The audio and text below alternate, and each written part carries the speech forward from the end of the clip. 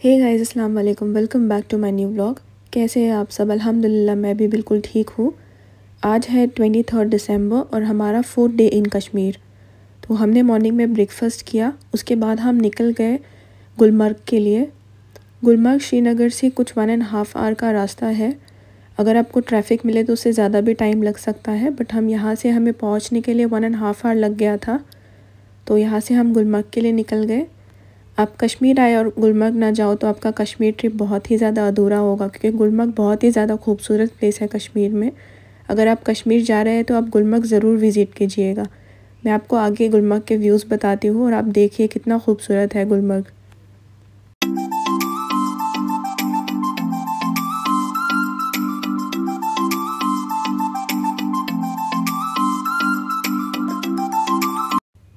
ये देखिए, हमें जाते वक्त यहाँ पर ट्रैफिक लग गई थी, तो यहाँ से आगे हमें पहुँचने के लिए कुछ हाफ़ एन आवर और ज़्यादा लग गया। अगर वहाँ पे स्नोफॉल हो रहा है तो आप आपकी नॉर्मल कार से नहीं जा सकते, आपको वहाँ पे चेन वाली कार लेनी पड़ती है। तो हमने वहाँ पे चेन वाली कार ले ली थी, जो हमें कुछ 4000 रुपीज़ उन्हें पे करना पड़ा। और फिर आप आपके नॉर्मल शूज़ में नहीं जा सकते हो, आपको वहाँ पे बूट्स लेने पड़ेंगे स्नो के लिए, प्लस आपको आपका अलग से जैकेट लेना पड़ेगा स्नो के लिए। अगर आपके पास जैकेट है स्नो वाला तो ठीक है, अगर आपके पास नहीं है तो आपको जैकेट भी लेना पड़ेगा। तो हमने जैकेट और बूट्स प्लस कार ये सब हमने लिया।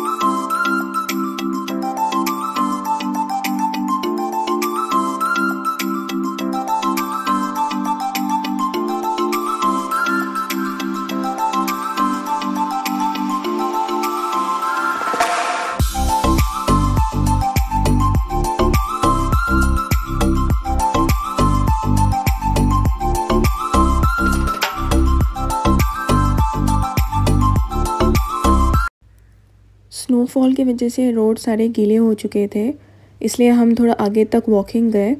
हमने कार यहाँ पे ही छोड़ दी और वहाँ पे हम थोड़ा सा आगे गए, क्योंकि हमारा गंडोला राइड था, तो वहाँ तक के हम वॉकिंग चले गए।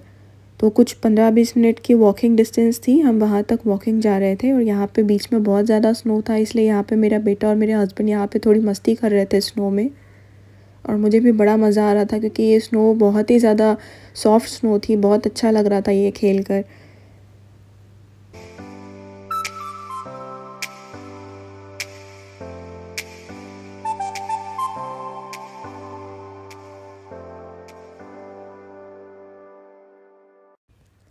तो गंडोला राइड के लिए आपको इमीडिएटली बुकिंग नहीं मिलेगी, क्योंकि यहाँ पे ऑलवेज़ कोई भी टाइम पे आप आओगे तो यहाँ पे रश होता ही है। तो आपको गंडोला राइड की टिकट जो है वो 1 वीक पहले ही बुक करनी पड़ती है। तो हम कश्मीर आने के पहले हमने घर से ही गंडोला राइड की टिकट जो है वो बुक कर दी थी।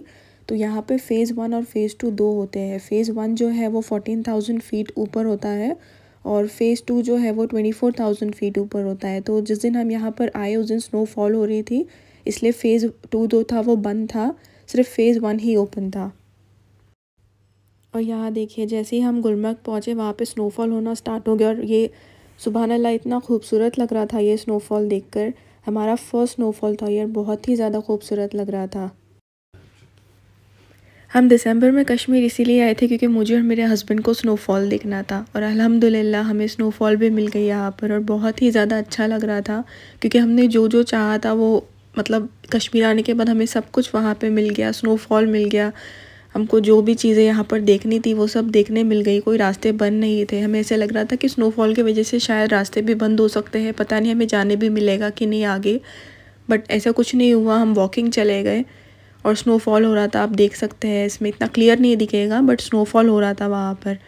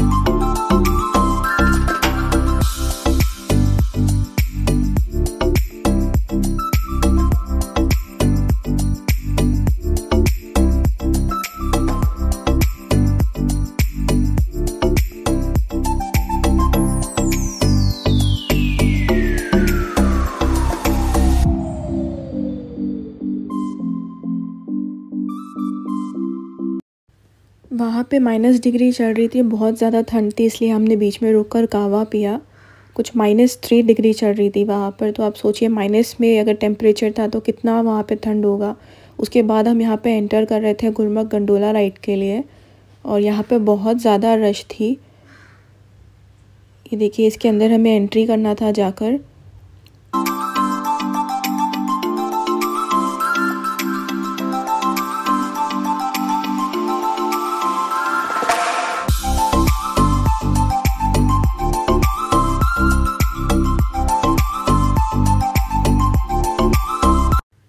ये देखिए यहाँ पर कितनी लंबी लाइन लगी हुई थी गंडोला के लिए। हमने टिकट बहुत पहले बुक कर ली थी तो हमें मिल गया, अदरवाइज़ अगर हम ऑन द स्पॉट बुक करते तो हमें इसकी टिकट भी नहीं मिलती, क्योंकि ये पूरा फुल हो चुका था। तो हमने टिकट 1 वीक पहले ही कर ली थी। अगर आप भी आओगे तो आपकी टिकट आप पहले ही बुक कर देना। ये देखिए, मैं आपके साथ ऊपर से व्यू शेयर कर रही हूँ। ये 14,000 फीट ऊपर से व्यू मैं आपको बता रही हूँ। हम गंडोला में बैठ गए थे और 10 मिनट में हम ऊपर पहुँच जाते हैं माउंटेन पे। उसके बाद इनका टाइमिंग होता है, जैसे 5:30 को ये पूरी तरीके से क्लोज़ हो जाता है, तो हमें 5:30 के पहले ही नीचे आना पड़ता है फिर से गंडोला राइड के थ्रू। तो गंडोला राइड जाने के लिए 10 मिनट लगेगा, आने के लिए 10 मिनट लगेगा। बट ऊपर ले जाकर ये जहाँ पे ड्रॉप करते हैं वहाँ पे बहुत सारी स्नो होती है, वहाँ पे बहुत सारे राइड्स होते हैं अलग अलग तरीके के। मैं आपको ऊपर जाकर बताती हूँ ये।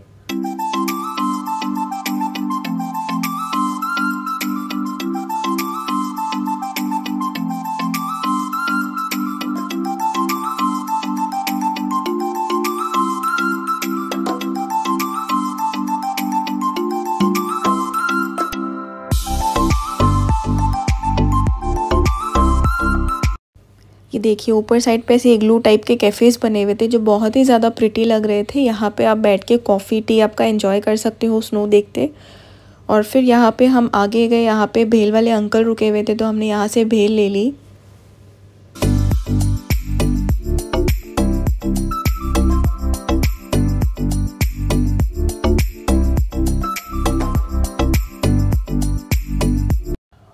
यहाँ पर मेरा बेटा अपना राइड एंजॉय कर रहा था। ये राइड को स्लेज कहते हैं। तो ये इस पे बैठकर इसे ऊपर तक लेकर गए, उसके बाद वो अपने फादर के साथ नीचे तक आया राइड खेलते हुए। और ये देखिए यहाँ का व्यू कितना खूबसूरत लग रहा था, ये सच में जन्नत जैसे लग रहा था। ये सारे व्यूज़ देखकर मुझे सच में यकीन हो गया कि कश्मीर को जन्नत क्यों कहते हैं। वाकई में जन्नत जैसा ही है कश्मीर।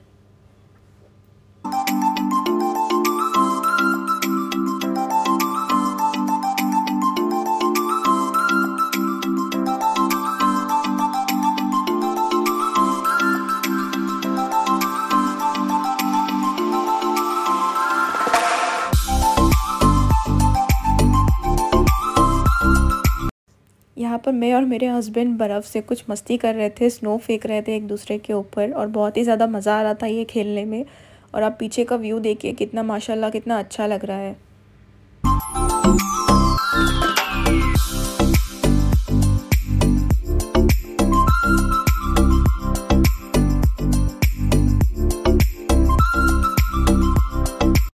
यहाँ पे मैंने थोड़ी देर के लिए अपने ग्लव्स निकाले, मेरे हाथ सारे फ्रीज़ हो रहे थे। और यहाँ पे हम बनाने लगे थे स्नोमैन। मैं और मेरा बेटा मिलकर स्नोमैन बना रहे थे यहाँ पर, जो कि स्नोमैन तो नहीं बना, बट पता नहीं क्या बना था, बट थोड़ा बहुत तो स्नोमैन जैसे लग रहा था वो। आप देखिएगा लास्ट में।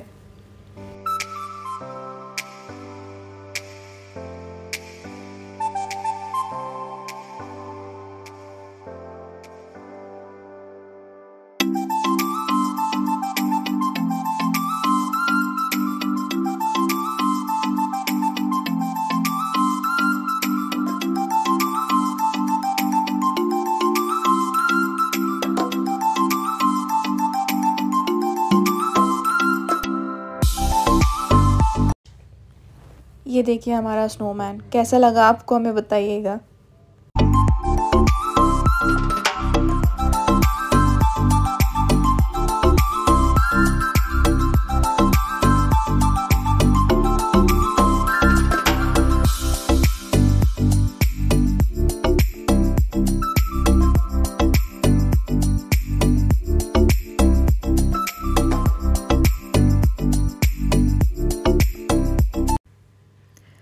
तो शाम का टाइम हो रहा था, हम फिर से निकल चुके थे यहाँ से जाने के लिए। ये गंडोला राइड के थ्रू हम जा रहे थे फिर से, क्योंकि 5:30 को ये पूरी तरीके से बंद हो जाएगा।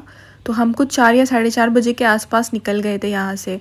और नीचे जाने के बाद भी हमने बहुत सारी फ़ोटोज़ ली स्नो पे, बहुत सारे रील्स बनाए, क्योंकि हमारा लास्ट डे था स्नो के तरफ। इसके बाद तो हमें कहीं मतलब पहलगाम वो सब पे जाना था, बट वहाँ पे इतना ज़्यादा स्नो नहीं था जितना गुलमर्ग में था।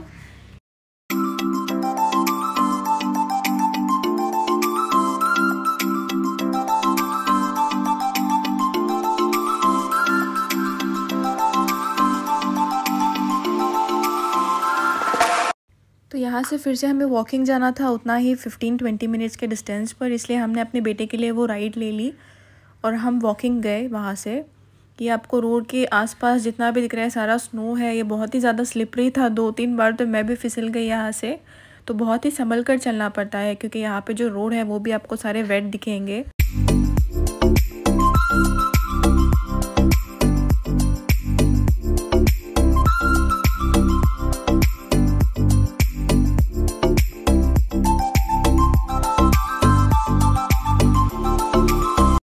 तो गुलमर्ग से निकलने के बाद हम जा रहे थे ड्रंक वाटरफॉल की तरफ, जो वहाँ से कुछ 20-30 मिनट्स का रास्ता था। तो शाम हो चुकी थी और वहाँ पे हम जा रहे थे। ये देखिए कितने अच्छे लग रहे हैं ये बर्ड्स।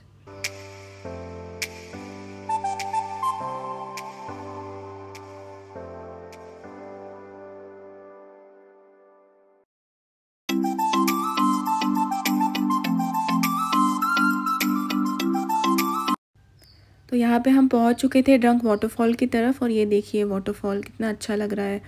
और यहाँ पे जो आपको लेफ़्ट साइड में जो आपको पूरा पानी फ्रीज़ हुआ दिख रहा है, ये ठंडी की वजह से हुआ है। अगर इससे ज़्यादा माइनस में यहाँ पे टेम्परेचर होता है तो जो ये वाटरफॉल हो रहा है ये भी सारा फ्रीज़ हो जाता है, पानी पूरा वहीं पे रुक जाता है, वाटरफॉल नहीं होता है ऐसे।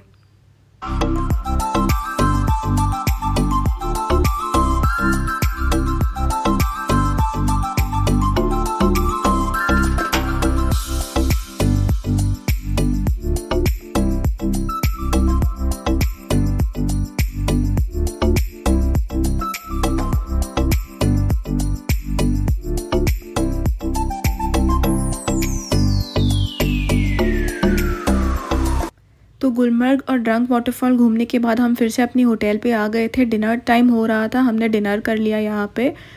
तो डिनर में यहाँ पे वेज नॉन वेज दोनों होता है। मैं मोस्टली यहाँ पे वेज ही खाया मैंने, क्योंकि बहुत ही ज़्यादा टेस्टी बनाते हैं, और मेरे हस्बैंड हमेशा नॉन वेज ही खाते हैं, वो वेज कभी नहीं खाते।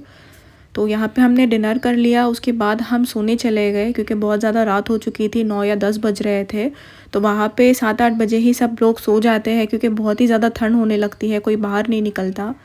तो ये था मेरा आज का व्लॉग। आपको कैसा लगा मुझे बताइएगा। मिलते हैं आपसे इंशाल्लाह नेक्स्ट व्लॉग में। तब तक के दुआ में याद रखिएगा। अगर आपको ये व्लॉग पसंद आए तो प्लीज़ मेरे चैनल को लाइक, शेयर और सब्सक्राइब ज़रूर कीजिए। Thank you for watching. अल्लाह हाफिज़।